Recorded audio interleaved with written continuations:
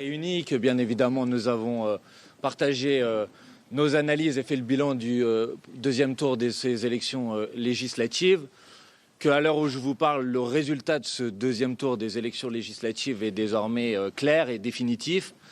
C'est donc le nouveau Front populaire qui est arrivé en tête de ce deuxième tour et qui constitue aujourd'hui la première force politique à l'Assemblée nationale.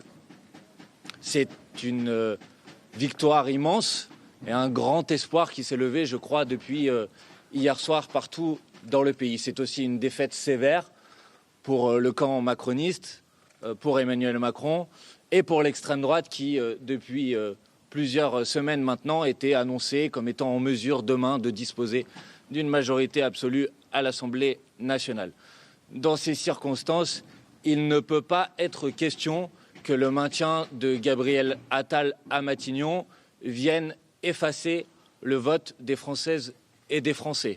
C'est un enjeu démocratique et c'est un devoir pour le président de la République d'appeler au gouvernement le nouveau Front populaire pour respecter la parole et le scrutin et le résultat des suffrages des électrices et des électeurs.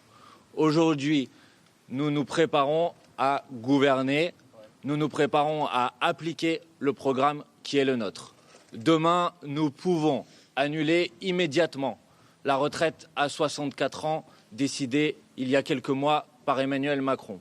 Demain, nous pouvons bloquer les prix sur l'énergie, les carburants ou les produits de première nécessité, augmenter de 10% le point d'indice des fonctionnaires et passer le SMIC à 1 600 €. Demain, nous pouvons annuler les grands projets climaticides, dangereux pour l'environnement et faire en sorte que notre pays soit enfin à la hauteur de l'urgence climatique et environnementale.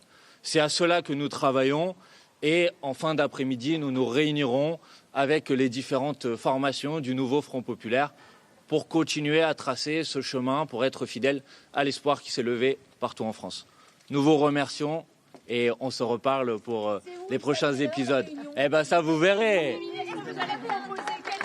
On va discuter de tout ça, bien évidemment, dans les prochaines heures. C'est dans cette optique qu'on travaille et les choses avancent très bien. Et ce qui concerne la Réunion, ça sera une délégation de la France Insoumise à laquelle, bien évidemment, je participerai, ainsi que Mathilde Panot, présidente du groupe parlementaire de la France Insoumise. En fin d'après-midi et vous verrez, ça sera dans un lieu neutre, vous verrez. Non, mais attendez, vous inquiétez pas, n'allez pas trop vite, je vous l'ai dit, les choses avancent. Les choses avancent bien, elles avancent à bon rythme et on s'est vu hier soir.